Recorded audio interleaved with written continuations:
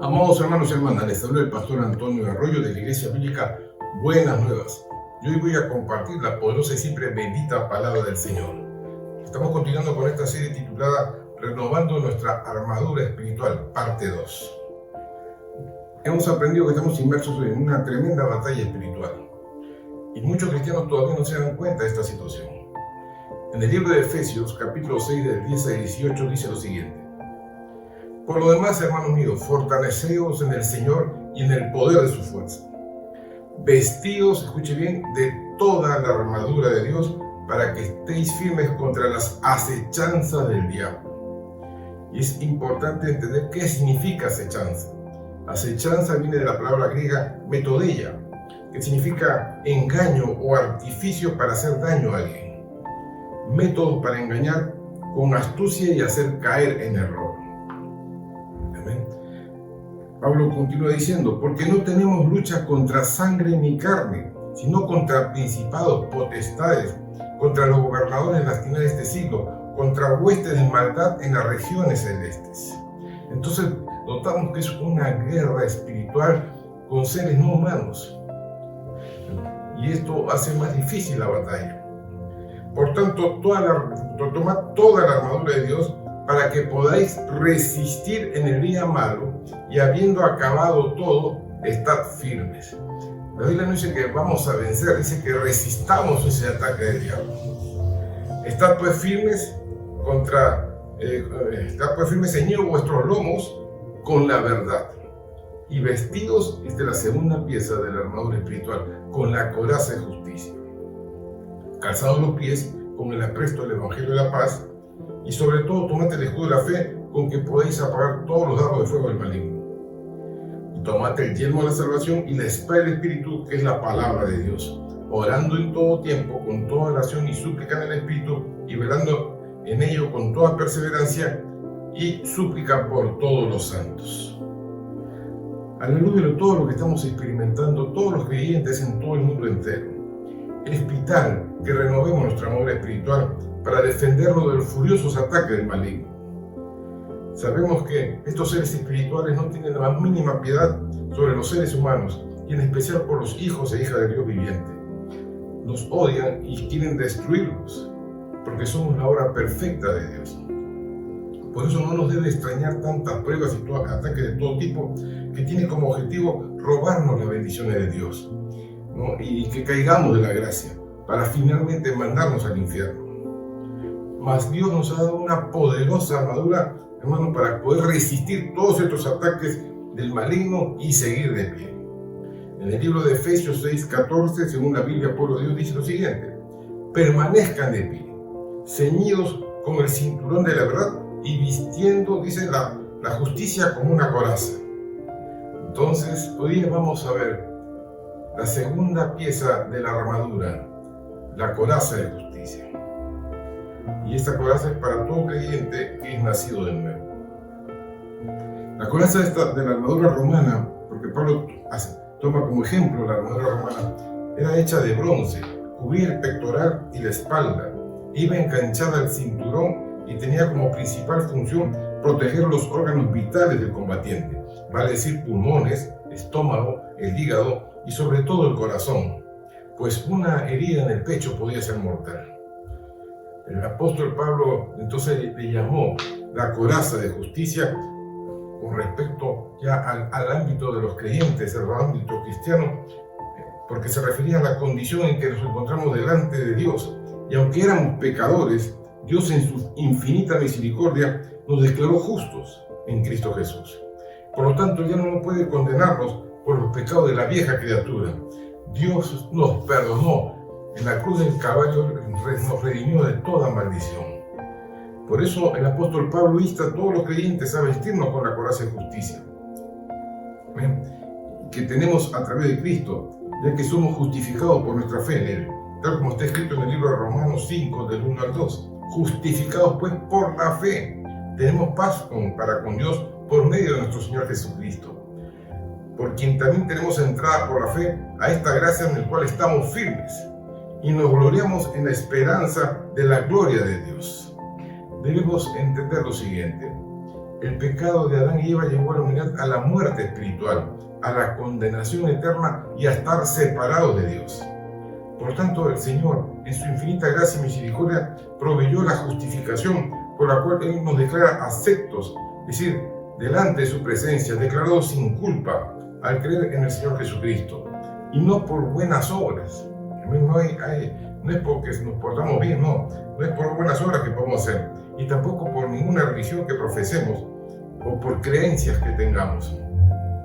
La justificación consiste en que somos justificados de todos nuestros pecados en Cristo, ya que Él pagó el precio en la cruz del Calvario. Y esto se le conoce como expiación, tal como está escrito en el libro de Gálatas, capítulo 2, versículo 16. Sabiendo que el hombre no es justificado por las obras de la ley. Es decir, ninguna obra que haga el hombre, por más buena que sea, nos justifica delante de Dios, sino por la fe en Jesucristo. Nosotros también hemos creído en Jesucristo para ser justificados por la fe en Cristo y no por las obras de la ley. Por cuanto por las obras de la ley, escuche bien, nadie será justificado. En el Antiguo Testamento vimos cómo Dios justificó a Abraham por la fe, como dice en Génesis 15:6, y creyó a Jehová, y creyó en Dios Abraham, ¿no? Y le fue contado por justicia. Su fe hizo que él fuera justificado. La carta a los romanos, escrita magistralmente por el apóstol Pablo, revela todos los alcances del significado de la justicia de Dios, teniendo en cuenta que el Imperio Romano fueron aquellos que elaboraron el derecho que actualmente es la base para el ordenamiento jurídico de todas las naciones. En el libro de Romanos 1, del 17 al 18 dice: porque en el Evangelio, en las buenas noticias, la justicia de Dios se revela por fe y para fe. Como está escrito, mas el justo por la fe vivirá. Porque la ira de Dios se revela desde el cielo contra toda impiedad e injusticia de los hombres que detienen, dicen, con injusticia la verdad. Tengamos en cuenta que ante los ojos de Dios no hay ningún justo, tal como también dice en Romanos 3, del 10 al 12, como está escrito, no es justo ni uno solo. No es quien entienda, no es quien busque a Dios. Todos, escuchen, todos se desviaron. Dice, aún se hicieron inútiles. No es quien haga lo bueno, no hay ni siquiera uno. Hermanos, debemos tener presente esto, que no hay uno solo justo en el mundo. Y esto fue confirmado por nuestro Señor Jesucristo en el encuentro que tuvo con un joven rico, tal como está escrito en el libro de Mateo, del capítulo 19, del 16 al 17. Entonces vino uno y le dijo: Maestro bueno, así se acercó a Jesús, ¿qué bien haré para tener la vida eterna? Y Jesús le respondió: ¿por qué me llamas bueno? Ninguno es bueno, sino uno, Dios. Mas si quieres entrar en la vida, guarda los mandamientos. Hermanos, Jesús declaró que no hay un ser humano que es bueno, solamente Dios es bueno. Por eso el apóstol Pablo escribe más adelante en el libro de Romanos 3, 21 al 27, pero ahora, dice, aparte de la ley, se ha manifestado la justicia de Dios, testificada por la ley y por los profetas.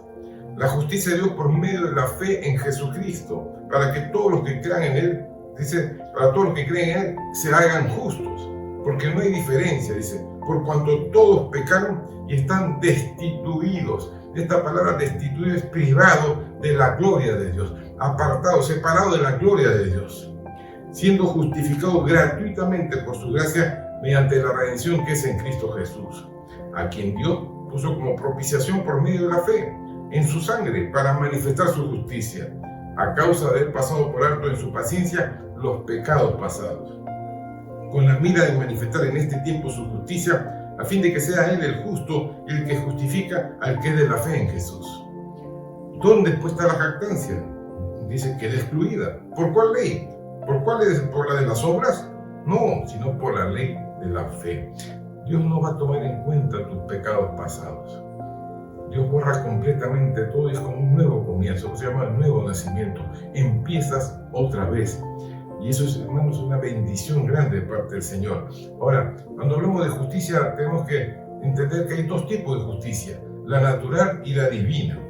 Y la justicia natural es el principio moral que inclina a obrar y juzgar respetando la verdad y dando a cada quien lo que le corresponde. Lamentablemente, estamos viviendo una de las épocas más grandes de corrupción en el mundo entero, que corrompe toda justicia natural. Por eso escuchamos por las calles, desde un continente hasta el otro, multitudes que gritan justicia, justicia, justicia. No hay un lugar en toda la tierra en el que el hombre busque con anhelo la verdadera justicia. En lo más profundo de sus corazones hay una sed, un fuego, una desesperación por obtener justicia. Los pobres gritan justicia, pues los ricos le arrebatan sus medios de producción, los explotan con miserables sueldos. Los ricos a su vez gritan también justicia porque consideran que son merecedores de todas sus propiedades que poseen por sus sacrificios y trabajos, sus inversiones, ¿no? Entonces tanto los pobres como los ricos piden justicia. Los homosexuales, las lesbianas, se proclaman en huelga, proclamando justicia por sus derechos y por respeto. Los padres también salen a las calles reclamando, hermanos, justicia por sus hijos desaparecidos o violados, ¿no? Y gritan justicia, justicia, justicia. Los crímenes, los asaltos, los secuestros, las extorsiones están a la orden del día. Y por toda la tierra, y hay gritos desesperados a través de los medios de comunicación, proclamando ¿qué? Justicia. Ellos gritan justicia, justicia, ¿no? Y hermanos, nos damos cuenta de esta verdad. Los hombres en su necedad se olvidan de que no hay justicia en la tierra. Nadie podrá hallar un nivel de justicia perfecto y digno, porque no hay uno solo bueno. La justicia del hombre está totalmente dañada, destrozada, desmantelada, nublada por el pecado y la maldad. Miren, ¿dónde empieza, usted, pastor? ¿Dónde empieza todo esto? En el huerto del Edén. Allí el hombre perdió toda la capacidad de juzgar correctamente y la insensatez de Adán se observa de una manera evidente en el argumento que él utilizó para cuando se enfrentó con Dios, cuando habló con Dios, cuando Dios lo puso, le preguntó, le dijo, ¿qué has hecho, Adán? ¿No? Él desobedeció y comió del fruto prohibido. Tal como está en el libro de Génesis 3, versículo 12, cuando Dios le dijo, ¿por qué has hecho esto? ¿Y saben qué respondió Adán? Él dijo, la mujer que me diste por compañera me dio del árbol y yo comí. Adán no quiso asumir su responsabilidad. Adán le echó la culpa a Dios mismo. La mujer que tú me diste, por ella he caído, ¿no? Fue tanta su necedad que inculpó de inmediato a Dios. Y esto, hermano, reveló que ella era incapaz de juzgar correctamente. Él no quiso asumir su responsabilidad de hombre, de cabeza, ¿no? Y no quiso reconocer que él mismo provocó que ocurriera eso porque abandonó a su compañera en ese momento. Por ello, Dios declara que todos somos pecadores y que no hay uno solo, ni uno de nosotros que sea bueno, que pueda juzgar correctamente. Y la Biblia nos dice que todos se descargaron como ovejas y que cada uno se apartó de su camino, ¿no? En Isaías 53:6, versículo de la versión viviente, dice: todos nosotros nos hemos extraviado como ovejas, nos hemos descarriado, hemos dejado los caminos de Dios para seguir los nuestros. Sin embargo, el Señor puso sobre él los pecados de todos los hombres. Esa es la obra maravillosa de nuestro Señor Jesucristo, que cargó el pecado del mundo entero en la cruz del Calvario. Entonces hemos visto que no hay justicia natural. Es por demás pedir justicia en un mundo corrupto. Pero tenemos una justicia que ningún hombre, hermano, puede eludir. Es la justicia divina. Es la que proviene del Dios Altísimo. En el Salmo 25, del 8 al 9, dice: el Señor es bueno y es justo. Él corrige la conducta de los pecadores y guía por su camino a los humildes y los instruye en la justicia. Tenemos que aprender que uno de los atributos principales de Dios es que Él es justo, ¿no? Y su justicia es santa y divina. Entonces, por lo tanto, Dios es justo e imparcial. Dios no puede corromperse, no hay con qué corromper a Dios, hermano. Dios no, Él es dueño de todo el universo. En cambio, aquí los hombres se corrompen por dinero, se corrompen por favores y intereses personales. También significa que Dios aborrece el maltrato y la opresión de las personas y de la misma naturaleza, la cual Él mismo es el creador. Dios aborrece las mentiras, el hacer trampas y otra forma de maltrato a otros. El hecho de que Dios es justo significa que Él tiene la capacidad de juzgar, y de hecho lo va a hacer, va a jugar entre el bien y el mal, y va a administrar justicia de acuerdo a su propia naturaleza, cuya esencia es la santidad, la misericordia, la bondad y la rectitud. Hermanos, todo el mundo va a enfrentar un juicio final, y estarán aquellos que no se convirtieron a Cristo, aquellos que no nacieron de nuevo, estarán frente al juez, que es el Dios mismo, mientras que los hijos de Dios estarán en el tribunal de Cristo recibiendo sus coronas y sus recompensas. Dios en su justicia perfecta y en su manera más sabia, Él declara en Romanos 8:1, ahora pues, escuche bien, ninguna condenación hay para los que están en Cristo Jesús, los que no andan conforme a la carne, sino conforme al Espíritu. El diablo no puede sacarte en cara ningún pecado anterior, porque todos fueron borrados por la sangre de Cristo. En Gálatas 3:11 dice, y que por la ley ninguno se justifica para con Dios. Es evidente, porque lo hemos dicho anteriormente, porque el justo por su fe vivirá. Hermanos, finalmente queremos entender el propósito de esta coraza de justicia. Esta es la que sirve, la que protege vitalmente nuestro corazón. Esta parte de la mano sirve para guardar principalmente, entre otras cosas, nuestro corazón, porque desde ahí fluye la justicia de Dios y su santidad. Es vital que protejamos nuestro corazón con la coraza de justicia, tal como está escrito en el libro de Proverbios 4:23. Sobre toda cosa guardada, guarda tu corazón, porque de él mana la vida. Amados hermanos, estamos viendo y estamos renovando nuestra armadura espiritual. Hemos aprendido que la primera pieza es el cinturón de la verdad, ¿no? Sin verdad nos llenamos de mentiras y las mentiras nos alejan de Dios, porque ningún mentiroso entrará al reino de los cielos. La segunda armadura es la coraza de justicia, y eso tiene que ver precisamente con nuestro corazón. Hermanos míos, engañoso y perverso es el corazón. ¿Quién lo conocerá? Solamente Dios lo conoce. Pero aquel que ha nacido de nuevo, aquel que busca al Señor, dice la Biblia que Dios ha puesto un corazón nuevo en él, ¿no? Y al poner un corazón nuevo, hermanos, ese corazón que estaba destrozado, dañado, herido, ahora tiene la oportunidad de empezar otra vez con el conocimiento de Dios. Yo te invito a hacer en esta hora una oración, porque estamos renovando nuestra armadura, y para que Dios sane toda herida de tu corazón y podamos seguir adelante enfrentando estas acechanzas del maligno. Inclina tu rostro, cierra tus ojos y oremos juntos. Bendito Padre que estás en los cielos, hoy me acerco ante ti porque tengo necesidad de ti. Creo que Jesús es el Hijo del Dios viviente y pido perdón por todos mis pecados, todas mis faltas, todas mis rebeliones, todas mis iniquidades. Examíname, Señor, y quita de mí toda maldad en mí. Creo que Jesucristo vino a este mundo y dio su vida en la cruz del Calvario por nosotros. Él cargó con todos los pecados del mundo y por su sangre nos ha perdonado. Su sangre ha borrado nuestros pecados, y por lo tanto, al confesar a Jesucristo como mi Dios, mi Señor y Salvador, he nacido de nuevo. Soy una nueva criatura. Las cosas viejas pasaron, he aquí todas son hechas nuevas. Santo Padre, me he visto ahora de la armadura de Dios para enfrentar todos los ataques del maligno, y confío en que tengo la victoria en Cristo Jesús, porque resistiré y permaneceré firme en la fe hasta el final. Santo Dios, en el nombre de Jesús, así se ha hecho. Amén y amén. Hermanos míos, estudiemos y continuamos en esta serie de renovando nuestra armadura espiritual, porque va a aprender muchas cosas y va a enfrentar todo lo que estamos viviendo en estos últimos tiempos.